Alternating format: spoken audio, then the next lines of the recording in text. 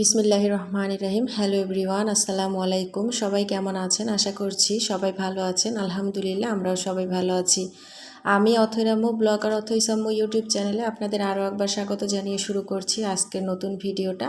আশা করছি বরাবরের মতো আজকের ভিডিওটা আপনাদের কাছে একটু হলেও ভালো লাগবে। অনুরোধ করছি একটা লাইক দিয়ে সম্পূর্ণ ভিডিওর সঙ্গে থাকুন। এই ভিডিওটা ছিল গতকালকে সন্ধ্যাবেলা আর কি মাগরিবের নামাজটা আদায় করে বাচ্চাদের জন্য বেলপুরি তৈরি করার জন্য চলে এসেছি রান্নাঘরে। আসলে গতকালকে স্কুল থেকে আসার সময় ছেলেমেয়েরা দেখেছিল যে ভ্যানে করে বেলপুরি বিক্রি করছে আর কি। তো ওরা ওখান থেকে খেতে চেয়েছিল, তা আমি ওদেরকে খেতে দেইনি। বলেছিলাম সন্ধ্যায় বাসায় নিজের হাতে তৈরি করে তোমাদেরকে খাওয়াবো। তো যেই বলা সেই কাজ, মাগরিবের নামাজ পড়ে উঠেই চলে আসলাম রান্নাঘরে ওদের জন্য বেলপুরি তৈরি করতে। পাশের চুলায় আমি আলু সেদ্ধ করে নিয়েছি। এই তো বেলপুরি তৈরি করা হয়েও গিয়েছে, সবাই খেয়েও নিয়েছে। দুই ছেলে যখন খাচ্ছে লাস্টে, তখন একটু ভিডিও করে নিয়েছি আপনাদের সাথে শেয়ার করার জন্য।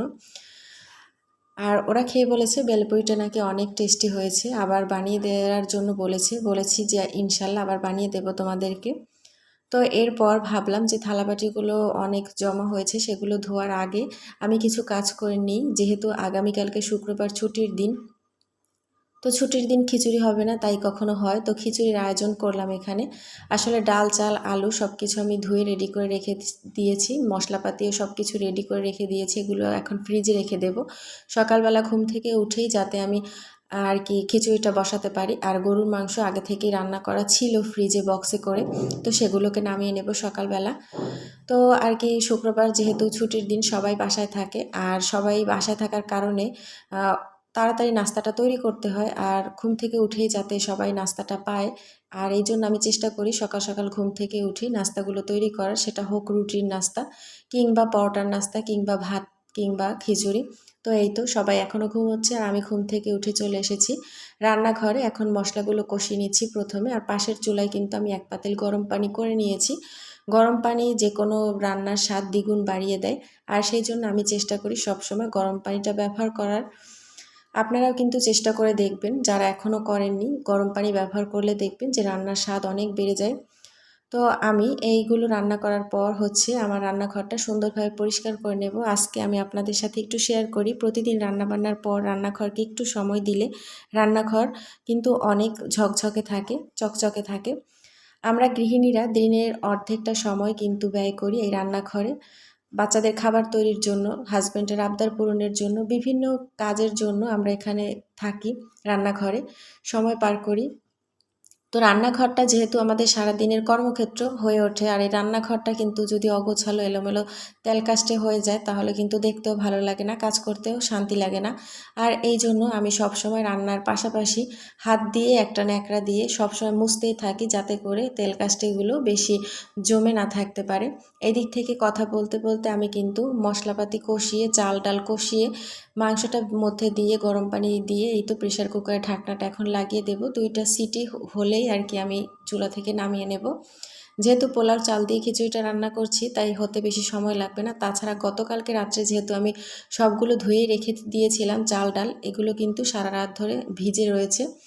এই তো রান্না শেষ, আপনাদের ভাইয়াকে খেতেও দিয়ে দিলাম। অবশিষ্ট যে খিচুড়িগুলো প্রেশার কুকারের মধ্যে ছিল, সেগুলো আমি একটা বড় প্লেটে করে বেড়ে নিয়ে এই তো গুছিয়ে রেখে দিয়েছি টেবিলের ওপর। যখন যার খেতে মনে চাইবে তখন সে খেয়ে নিতে পারবে। যেহেতু ছুটির দিন, জুমার নামাজ আছে, তাড়াতাড়ি আজান দিয়ে দেয়। আর জুমার দিন তাড়াতাড়ি আজান দিয়ে দিলেও ঘরের কাজকর্ম কিন্তু কোনো কিছুই কম থাকে না। যে ঘরে ছোট বাচ্চা থাকে সে ঘরে কিন্তু প্রচুর কাজ করতে হয়, আর মায়েদের কিন্তু কাজের কোনো শেষ নেই। তো এই তো আমি প্রথমে টেবিলটা পরিষ্কার করে নিলাম, এরপর থালাবাটিগুলো আমি গুছিয়ে নেব। যে থালাবাটিগুলো আমি রাতেই ধুয়ে রেখে দিয়েছিলাম, কিন্তু জায়গা মতো এখনও রাখার সময় হয়ে ওঠেনি, তো এখন এগুলো জায়গা মতো রেখে দিয়ে অন্যান্য কাজগুলো করে নেব। রান্নাঘর, ডাইনিং এরিয়া যদি অপরিষ্কার থাকে তাহলে কিন্তু একটুও ভালো লাগে না। বাইরে থেকে একজন লোক এসেও যদি দেখে যে সব কিছু তেলকাষ্টে হয়ে আছে, তাহলে তারাও বা কী বলবে। যেহেতু রান্নাঘরে সারাক্ষণ রান্নাবান্নার কাজ হয়ে থাকে, তাই জলীয় বাষ্পর সাথে যে তেলটা মিশে দেয়ালের সাথে আর আপনার কিচেন ক্যাবিনেটের মধ্যে যা কিছু থাকুক না কেন, সব কিছুই কিন্তু তেলকাষ্টে হয়ে যায়। আর এই জন্য রান্নাঘর সবচাইতে বেশি ক্লিন রাখতে হয় বেডরুম কিংবা ড্রয়িং রুমের তুলনায়। আমার কাছে মনে হয় রান্নাঘরের পিছনে আমাদের বেশি সময় দেওয়া উচিত। তো এই তো আমি কিন্তু রান্নাঘরের সব কিছুই মুছে নিচ্ছি, মানে ডাইনিং এরিয়ার চারপাশটা। এরপর আমি চুলার চারপাশটা মুছে নেব। আমি যখনই আর কি রান্নাঘরে কোনো কাজ করি, রান্না করি কিংবা কোনো নাস্তা বানাই না কেন, সাথে সাথে আমি চুলার চারপাশটা পরিষ্কার করি। এই জন্য আমার রান্নাঘর সবসময় পরিষ্কার পরিচ্ছন্ন থাকে আর আমার কাজ করতে অনেক ভালো লাগে।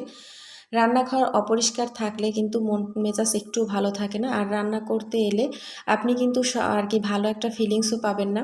যদি রান্নাঘর পরিষ্কার পরিচ্ছন্ন থাকে, রান্না করার সময় কিংবা কোনো খাবার তৈরি করার সময় ফিলিংসটা কিন্তু অন্যরকম থাকে, মন মেজাজও ভালো থাকে।